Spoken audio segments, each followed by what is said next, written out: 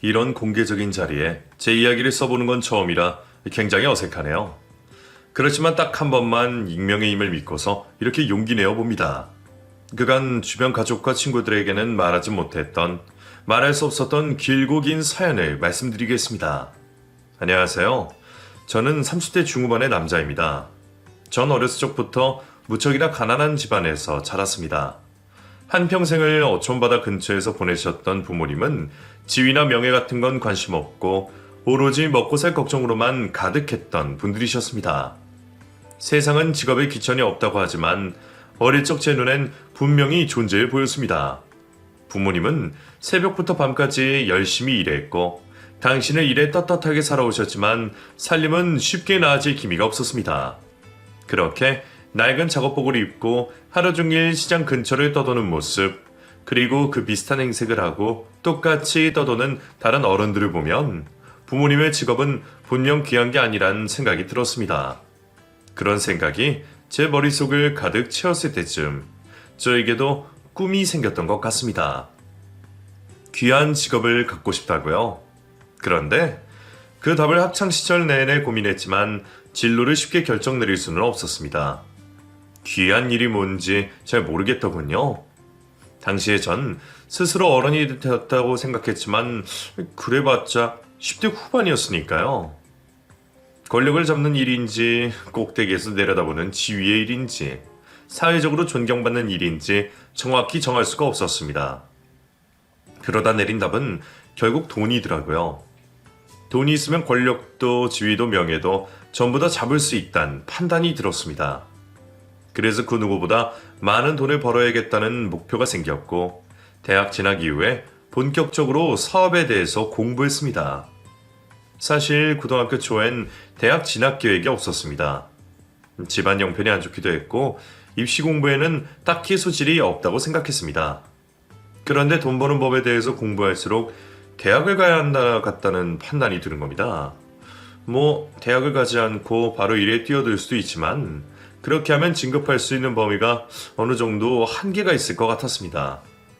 몇 수 더 내다본다면 인맥을 더 넓히고 세상에 대한 견문을 조금이라도 배워서 사회에 나가는 게 좋겠다고 생각되었기도 하고요.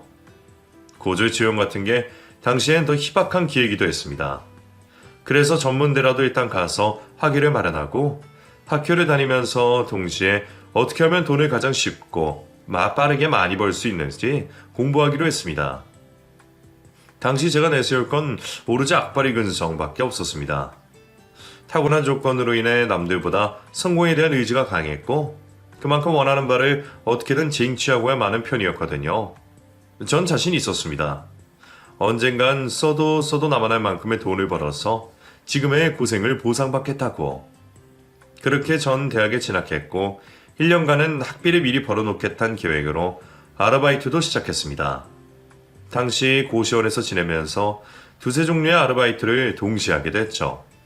그러면서 참 다양한 경험을 했습니다. 제가 살던 어촌이 우물한 세상이라고 생각은 했지만 그 나머지 세상은 제 상상보다 훨씬 크고 무섭더라고요. 저희 마을 사람들과는 전혀 다르게 도시 낯선 사람들은 타인에 대한 정이 없었고 어떤 일이든 꼭 돈이라는 물질적 보답이 따라야만 하는 순리가 있었습니다. 처음엔 그런 풍토를 따라가기 어려웠지만 이내 편리하더라고요. 돈을 벌고 싶다는 제 생각이 틀리지 않았던 걸 증명받을 수 있었고 그 간단하고 확실한 최고 가치를 위해서 살아가면 되겠다는 계산이 들었습니다. 그래서 정말 아침부터 저녁까지 수업을 제어한 시간에 여러 아르바이트를 하면서 돈을 모았고 아무도 공부하지 않는 2년제 전문대에서 새벽엔 공부를 하여 장학금을 받아냈습니다. 웨딩홀, 고깃집, 술집, 카페, 주차장 요원, 편의점 등 안 해본 일이 없던 것 같네요. 그렇게 대학 졸업할 때까지 여기저기 일을 하다 보니 가장 돈이 잘 되는 건 대학가나 도시 중심에 있는 술집이라는 걸 알게 됐습니다. 저는 그간 수많은 일을 하면서 알게 된 장사 소환으로 술집을 차리기로 했습니다. 물론 그 목표를 위해서 졸업 후에도 한동안 일을 해야 했지만요. 나이는 어리지만 다행히 일머리가 있어서 그런지 아르바이트생으로 있던 저는 곧장 사장 눈에 띌 수 있었고 가게 매니저를 맡아서 좀 오래 일을 했어요. 그때 그 가게가 손님이 굉장히 많고 유명한 가게였거든요. 그곳을 다니면서 어떻게 해야 많은 고객을 유치할 수 있는지, 그리고 어떤 수요가 있는지, 어떤 컨셉을 잡아야 꾸준히 손님을 유입시킬 수 있을지, 장사를 위해 필요한 건 뭐가 있는지에 대한 많은 도움을 받을 수 있었습니다. 거기서 배운 사업 아이템들을 가지고 27살이라는 나이에 전 제 술집을 열었습니다. 매일 5시간만 자면서 악착같이 돈만 모으고 그 사이에도 틈틈이 장사를 공부한 덕에 가능했던 일이지만요. 사장이지만 초반 1년간은 제가 직접 현장에서 발로 뛰며 조금씩 가게를 변화시켜 갔고, 제 정성이 먹혔는지 아님 운이 좋았는지 입소문이 점점 나면서 시내에서 살짝 떨어진 외곽임에도 불구하고 장사가 꽤나 잘 됐습니다. 무엇보다 단골이 많이 생겨서 매출이 크게 불규칙하지도 않았고요. 늘 문전성시다 보니 정말 눈코 뜰 새 없이 바쁘더라고요. 새벽 장사다 보니 육체적으로도 많이 힘들었고요. 그래서 후에는 직원을 많이 두고 지점까지 냈습니다. 저는 어느덧 3개의 지점에 여러 직원을 둔 어엿한 사장이 되었습니다. 매달 들어오는 고정 수입이 크다 보니 생활 자체가 윤택해지더군요. 부모님의 집을 바꿔드리고 차를 사드리고 나니 그 뿌듯함을 말로 형용할 수 없었어요. 어릴 적 꿈을 결국 이뤄낸 것 같아 스스로 대견하기도 했고요. 그러면서 저는 다른 일을 알아보기 시작했습니다. 직원이 있으니 저는 가끔씩만 들리면 되니 생활면에선 어느 정도 안정성이 확보됐었어요. 그래서 다른 직업을 하나 정도 더 가져야겠다는 목표가 생기더군요. 장사일을 위해서 그토록 힘들게 대학을 졸업한 게 아니라 생각도 들었고요. 제가 재미를 붙이고 파고들 만한 일을 알아보게 됐습니다. 그러다 대학 때 친하게 지내던 선배와 술자리를 가지게 됐었는데, 선배가 자동차 판매 일을 하더라고요. 자동차 딜러라는 이름으로요. 따지고 보면 영업사원이지만 그래도 좋아하는 일이라 재밌게 하고 있다는 선배 말을 들으니 이 일이다 싶더라고요. 저희 과가 자동차 관련 학과기도 했고, 제가 유일하게 관심 있는 것도 바로 자동차였거든요.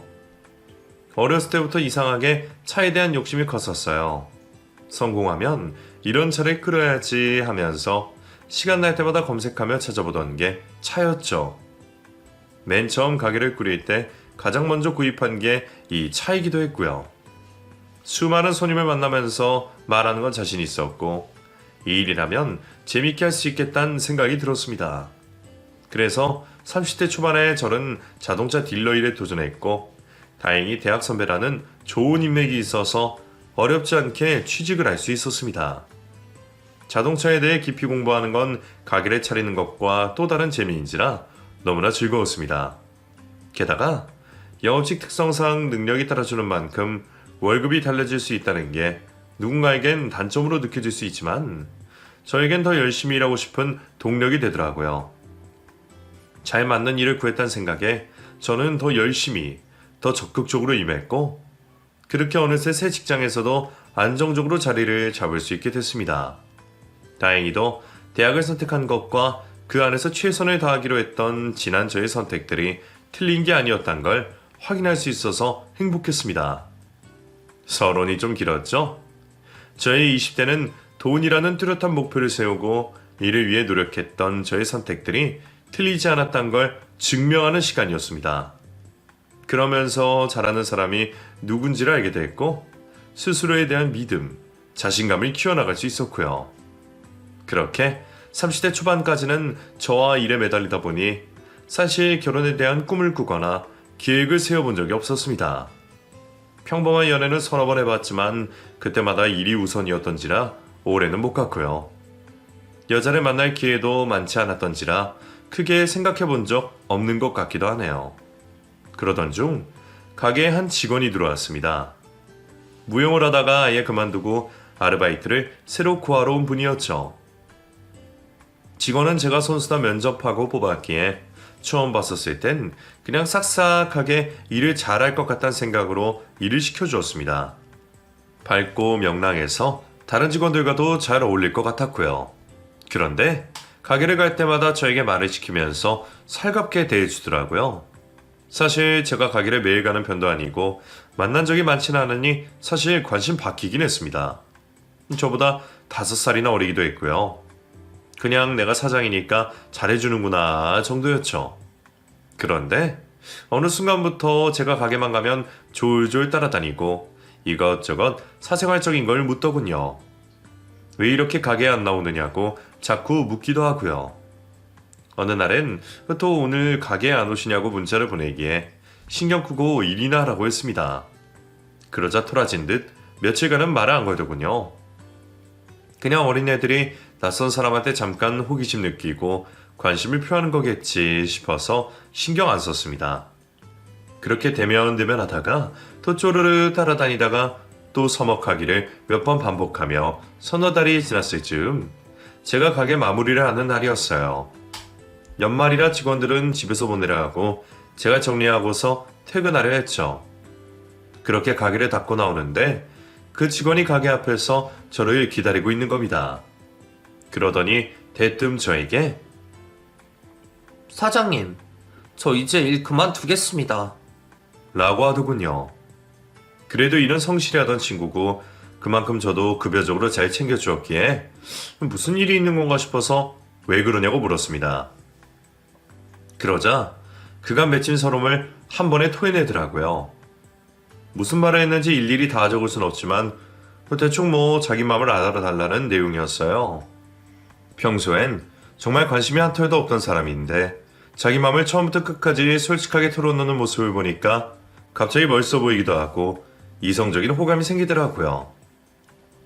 그래서 알겠다고 답한 뒤 저도 조금만 더 생각을 해보겠다 했습니다. 사실 좀 그렇긴 하잖아요. 가게 안에서 사장과 직원이 만나는 게 굉장히 나쁘끄러운 일이란걸요. 괜스레 사장이 일부러 직원에게 접근한 것처럼 보일까 두렵기도 하고요. 내가 굳이 내 가게에서 일하러 온 사람을 만나야 할까 싶기도 하고 그래서 마음이 굉장히 복잡했습니다. 이성적으로는 끊어내야 한다는 걸 아는데 이상하게 그날부터 자꾸만 호감 감정이 커지더라고요. 곁에 있으면 자꾸만 신경이 쓰이고요. 제가 혼란스러워하는 걸 알았는지 그 친구도 이젠 대놓고 더욱더 적극적으로 다가오더군요. 이렇게까지 솔직하게 다가오는 사람은 처음이었던지라 당황스럽기도 했지만 그러다 보니 제 마음에 어느 정도 확신이 생길 수 있었습니다.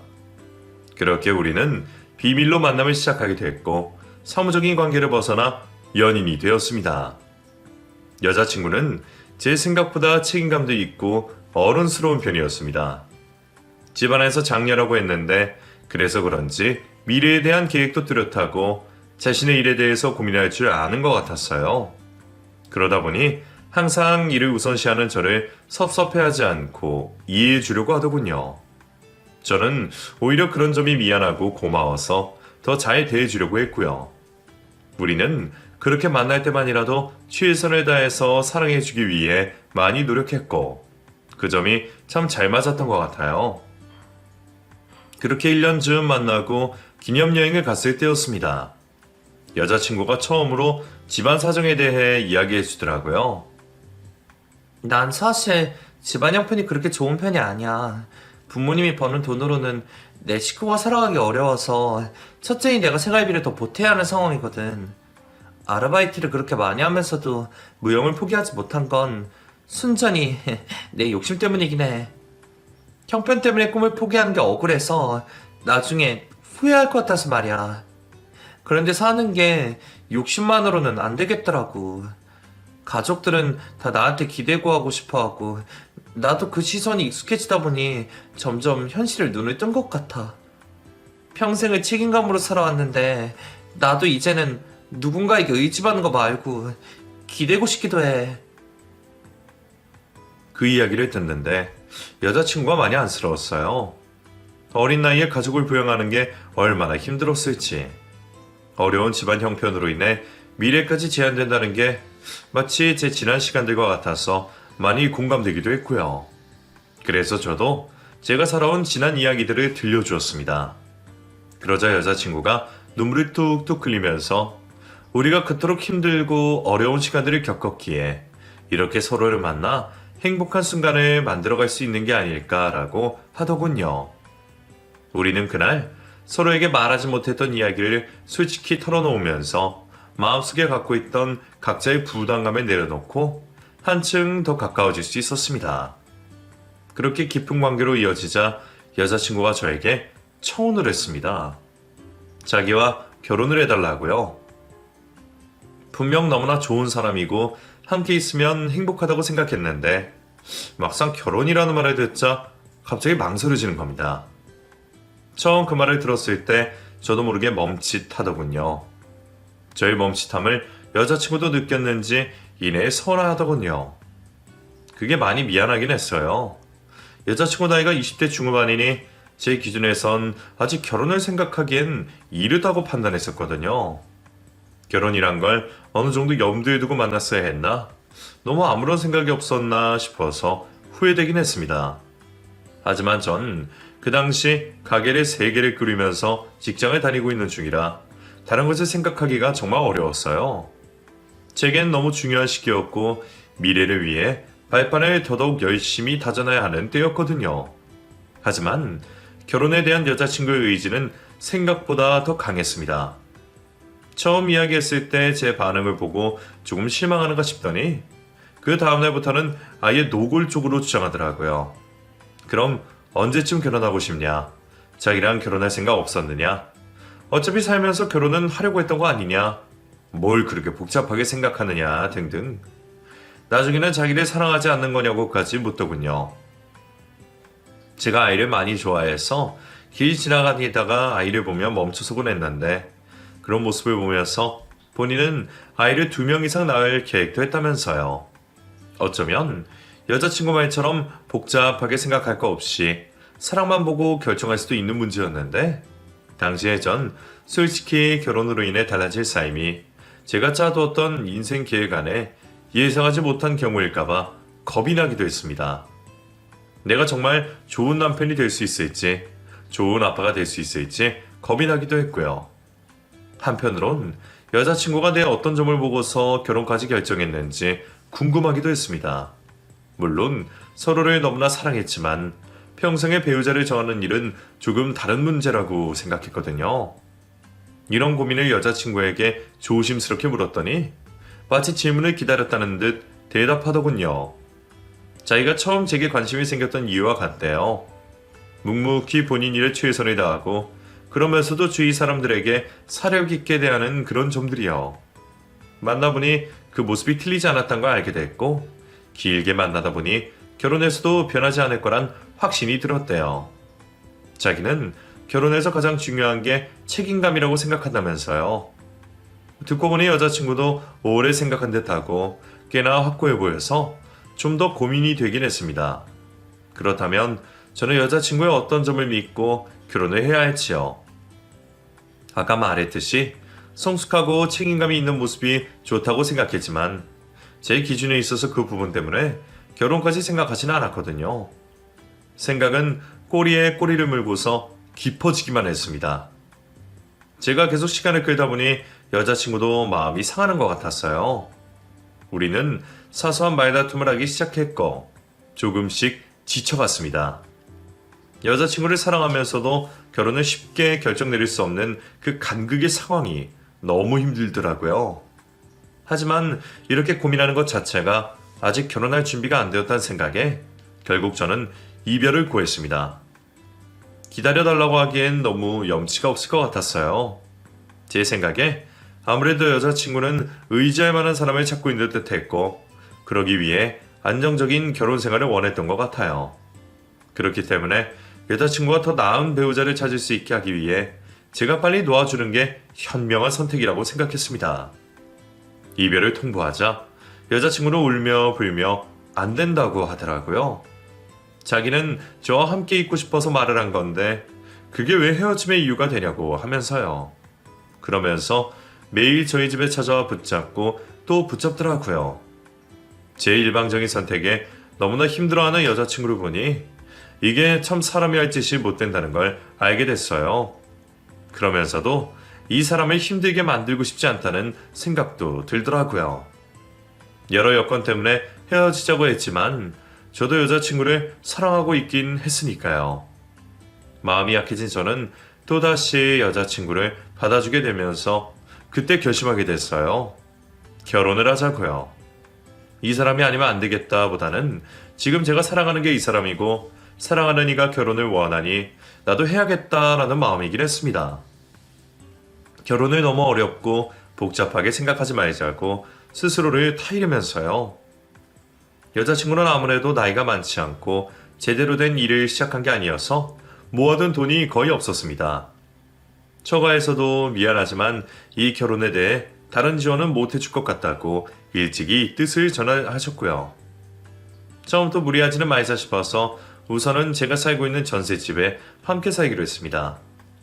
그래도 방이 3개의 신식이 집이라 여자친구도 좋다고 하더라고요. 식을 준비하면서 큰 문제는 없었습니다. 여자친구에서 이제는 집사람이 된 와이프는 제게 모든 결정을 맡겼고 정말 그대로 따라주었어요. 그런데 생각지 못하게 처가의 분위기가 오히려 더 까탈스러운 겁니다.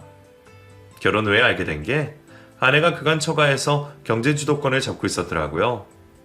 처남의 아르바이트와 장인어른의 급여를 관리하면서 가게의 경제적인 부분을 분담하고 관리하고 있었어요. 물론 그게 가장 최선의 방법이었을 것 같긴 해요. 와이프 말고는 경제관념이 뚜렷한 사람이 없어 보였거든요.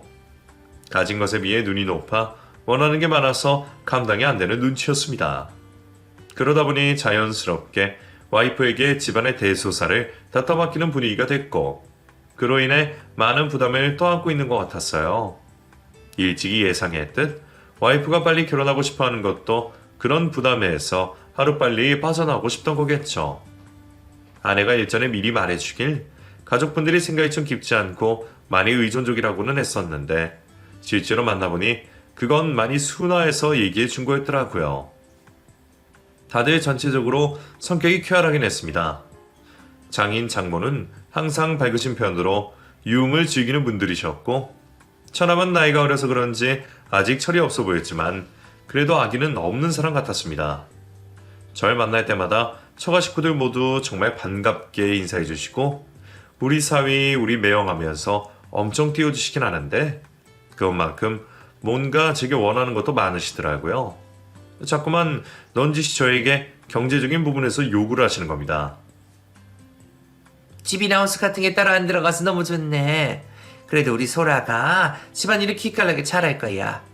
그건 내가 잘 가르쳤거든. 얘나는 따로 안 해도 되지? 예전에 지나가다 말하긴 했지만 우리 형편이 좀 그래서.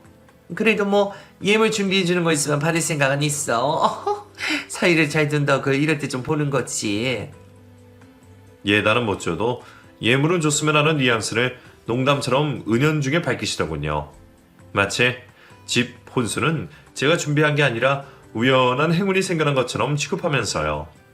평소 같으면 네네 알겠습니다 하고 넘길 수 있는 부분인데 가끔씩 저렇게 노골적으로 바라는 걸 얘기하시니 저도 그냥 넘기기가 어렵더라고요.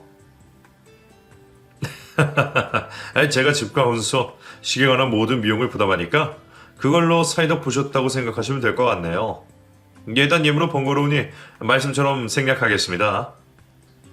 제 대답에 시부모님 표정은 금세 굳어지셨지만 틀린 말은 아니니 그에 관해 더는 말이 오가지 않았습니다.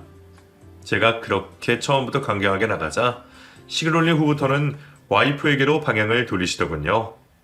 툭하며 와이프에게 전화해서 이번 명절엔 용돈 얼마를 줄 수 있니? 기념일 선물로 뭘 줄 거니? 뭐가 돼주고 싶다느니 이런 요청사항을 구구절절 말씀하셨죠. 그때마다 와이프는 제 눈치를 보면서 애들러 거절하거나 그러기 어려울 땐 슬쩍 제게 부탁을 했고요. 저도 돈 때문에 고생 참 많이 했었던지라 제가 힘들게 번 돈을 허투루 쓰게 하는 사람들을 정말 싫어하거든요. 그만큼 제가 노력해서 얻어낸 결실인데 단지 운이 좋다고 하거나 결과만 보고 자기들에게 베풀라는 그런 염치 없는 언행들이요.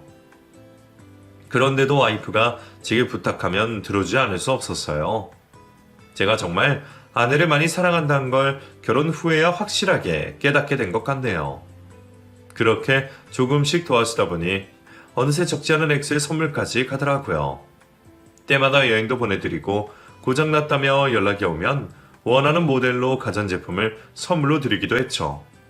정말 저희 부모님에게 한 만큼 처가 식구들을 도와드린 것 같았어요. 그런 와이프는 미안해하면서도 너무 고맙다고 제게 더 잘하려고 했습니다. 그러던 중 한 번은 처남이 제 직장 근처에 볼 일이 있어서 왔다가 생각이 났다며 연락해온 적이 있습니다. 따로 본 적은 거의 없었는데 살갑게 같이 밥을 먹자기에 큰 개의 밥을 사주기로 했죠. 그런데 처남이 술이 좀 오른 건지 그게 본 목적이었는지 이런 얘기를 하는 겁니다. 매형, 제가 이제 군대도 다녀오고 나이도 26살이나 됐잖아요? 누나한테 들었는데 매형도 제 나이 즈음에 사업 시작하셨다면서요? 전 사실 뭐 잘하는 것도 없고 지금까지 별다른 기회도 없어서 알바만 근근히 해오긴 했는데 매형 같은 사람 밑에서 공부하면서 1년 정도 후에 제 가게 열면 진짜 열심히 할 수 있을 것 같긴 해요. 사실 예전부터 조건만 받쳐준다면 제 개인 사업이 하고 싶긴 했거든요. 누나는 꿈깨라고 하긴 했었는데 확실히 제가 가족들 중에 머리가 제일 좋기도 하고요. 매형은 어떻게 생각하세요? 애들하고 둘러서 빙빙 얘기하긴 했지만 결국 본론은 가게를 열고 싶은데 도와줄 수 있겠냐고 묻는 거더라고요. 듣자마자 기가 차더군요. 처남 지방에 있는 작은 대학 다니다 자퇴하고 탱자 놀다가 군대 다녀온 후에 PC방 아르바이트하고 있다고 들었습니다. 정말 본인 말대로 26살 때까지 이뤄낸 거 하나 없고 잘하는 것도 없고 잘할 생각도 없고 좋아하는 것도 없는 사람이라고 들었죠. 매일 그렇게 허송세월 보내다가 갑자기 저를 자금줄로 보는 건지 가게를 열고 싶다 하니 기가 찰 수밖에 없었어요. 그래서 저도 모르게 푹 하고 코웃음이 나왔는데 본인도 제 마음을 알았는지 빈정상해하는 것 같더라고요. 그러면서도 포기하지 않고 계속 저를 설득하려 하는 겁니다. 본인이 잘 되면 처가댁에 지금 제가 감당하고 있는 금전적 부담을 자기가 모두 짊어지겠다고요.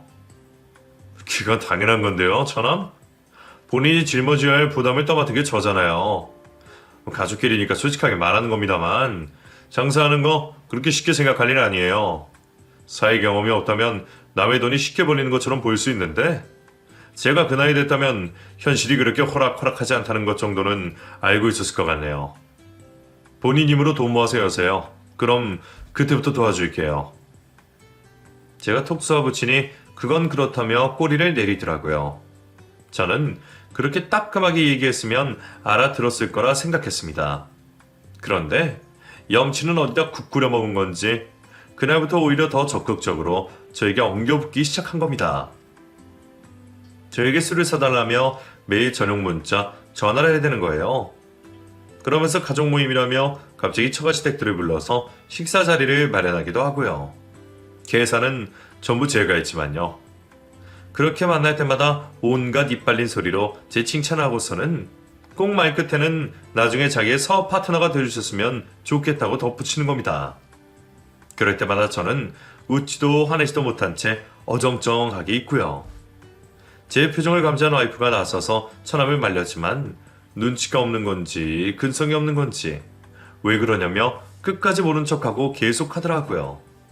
더 화나는 건 처남이 그렇게 무례하게 나설 때 처가댁 식구들이 뭐라도 한마디라도 해야 하는 게 아닌지 싶은데 다들 의견이 같은 건지 입을 꾹 다물고 아무 말도 없는 겁니다. 장모님은 오히려 방긋 웃으시면서 이제 가족이니 처남 좀 도와달라며 거드시더군요. 그렇게 참고 또 참던 중 명절을 기념해서 또 한 번 가족 모임을 갖게 됐어요. 가뜩이나 일이 몰려 피곤했던 저는 이번엔 불참하겠다고 의사를 전했습니다. 그랬더니 장인에게 1시간마다 전화가 와서는 우리 집 유일한 사이가 안 오면 분위기가 어떻겠냐며 핀잔해 주시는 거예요.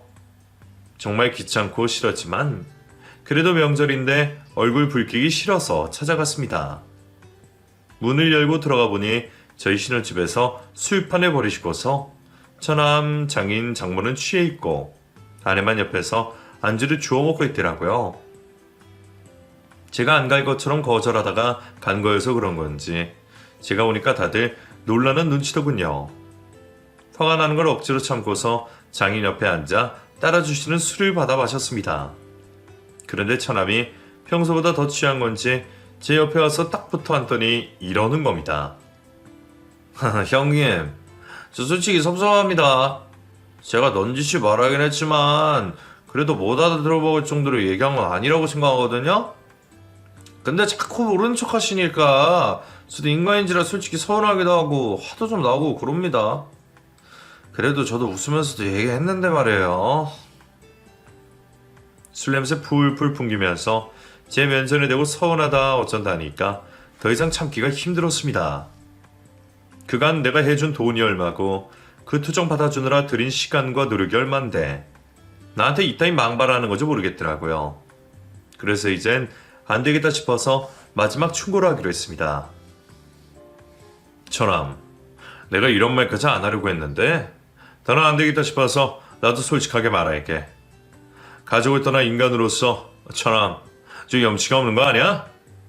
이런 말까지 안 하려고 했는데 나한테 빌붙으려는 거 나 솔직히 불쾌해. 처남 말처럼 나도 내 의사를 못 알아먹을 정도로 표현 안 한 것 같지는 않은데 왜 못 알아듣지? 처남이 능력 없는 걸 다른 사람의 힘으로 해결하라 하지 말고 스스로 어떤 노력이라도 해봐. 당장 나가서 막노동을 하든 뭐든 뭐라도 하고 와서 자랑스럽게 도와달라 해보라고. 제가 이렇게 와다다다 말을 늘어놓는데 갑자기 장모가 와서 내 어깨를 탁 하고 때리더군요. 뭐야? 지금 자네 어디서 충고질인가? 우리 아들 지금 나이가 어려서 그렇지 충분히 능력이 있고 자네보다 훨씬 더 잘 능력 있는 애야. 애가 그거 좀 부탁했다고 자기가 뭐라도 된 것처럼 떠들어? 어? 장모가 갑작스럽게 화를 내자 당황스럽기도 하고 어이도 없더라고요. 와이프는 제 눈치를 보며 왜 그러냐면서 장모를 말렸고요. 저는 더 이상 할 말이 없어서 전부 다 나가라고 했습니다. 남은 전까지 다 떨어진 기분이었어요. 그래서 그냥 막 떠밀듯 내보내고서 와이프랑 이야기 나눴습니다. 자기야 미안해. 나 당신한테 염치 없이 그러지 말라고 평소에 몇 번이나 말했는데 또 저러네. 내가 진짜 면목이 없어. 한 번만 넘어가주라. 어? 다시는 도와달라고는 하지 않을게. 와이프가 거의 두 손 모아 빌다시피 하니 어쩔 수가 없더군요. 와이프도 부모님이 그러시는 거니 어쩔 수 없겠다 싶어서 이 이야기로 넘어가기로 했습니다. 다만 이제 더는 처가를 도와주지 않겠다고 선언했고요.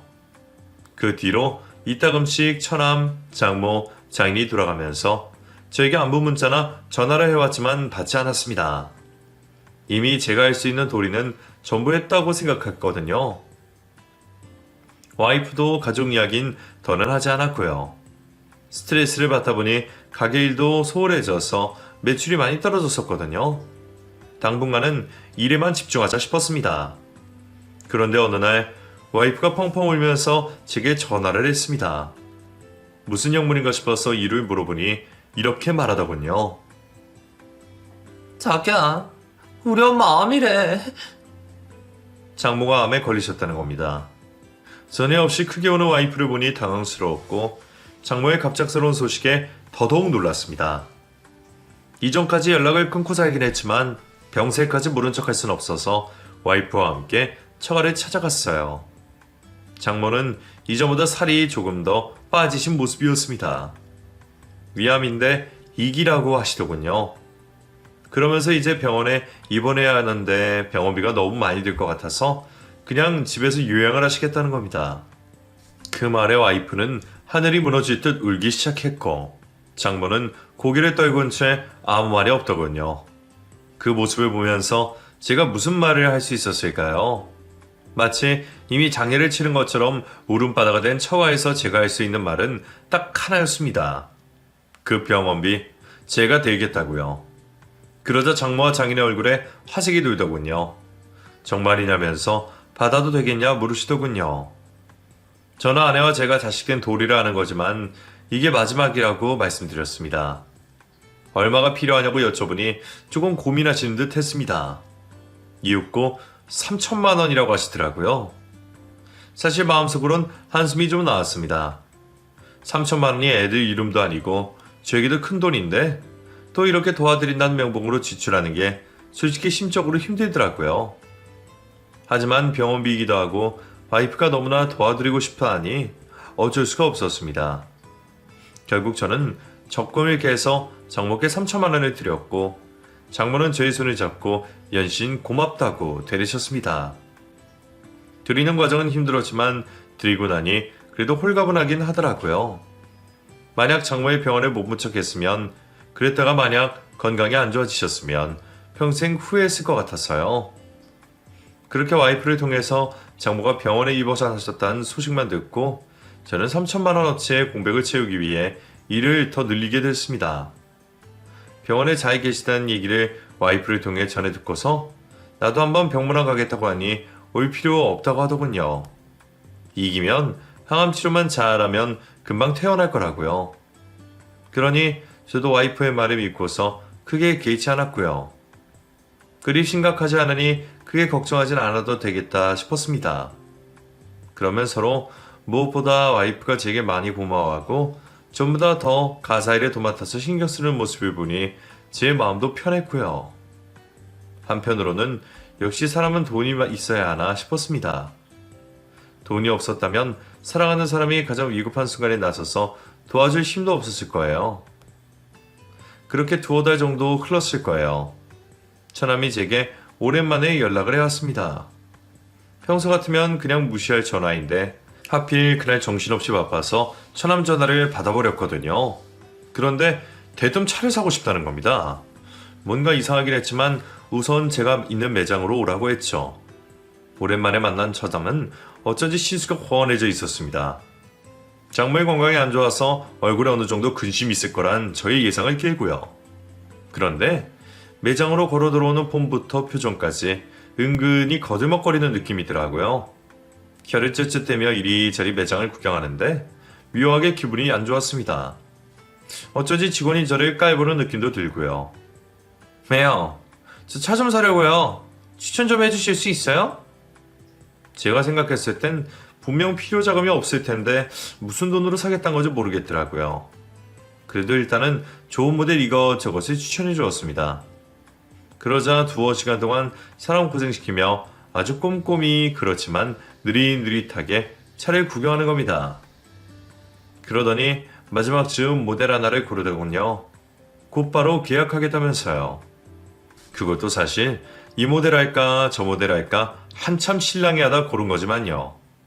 계약서를 쓰면서 제가 넌지시 물어봤습니다. 무슨 좋은 일이 생겼기에 차까지 사냐고요? 그러자 처남이 그러더군요. 그냥 뭐 타고난 조건으로 얻어낸 거죠. 나는 누구 말처럼 능력이 없어서 다른 사람의 임에 기대려고 하는 타입이라서 그게 잘 안 고쳐지네? 말끝마다 저를 비아냥대고 있던 걸 알았지만 지금 그 순간은 제 고객이기도 하니 아무렇지 않게 웃어주었죠. 차를 계약한 처남은 또 한번 느릿느릿 매장을 구경하더니 제 고생을 하며 어깨를 토닥여준 뒤 나갔습니다. 어이가 없었지만 그냥 애기가 도발하고 싶어서 왔구나 하고 넘기려 했습니다. 그런데 그날 밤, 아니 그주 내내 마음속 어딘가 찜찜한 겁니다. 처남이 무슨 돈이 나서 차를 샀을까? 아무 일도 안 한다는 거 아는데 하늘에서 뚝 떨어진 것도 아니고 어떻게 차를 산 걸까 싶었습니다. 그러면서도 머릿속으로 스쳐가는 생각이 있었지만 설마 싶어서 금방 떨쳐냈고요. 궁금함이 정도를 지나치자 저는 와이프에게 물어봤어요. 처남이 차를 샀는데 무슨 돈으로 산 건지 아냐고요. 그러자 와이프는 자기도 모르겠다면서 걔가 차를 샀냐며 화나트로 답하더군요. 와이프도 아니면 도대체 어떻게 한 거지 싶어서 궁금증은 점점 더 커졌습니다. 그러면서도 마음속 의심도 커지기 시작했습니다. 아마도 어쩌면 장모가 내게 거짓말을 한 건 아닐까 싶었어요.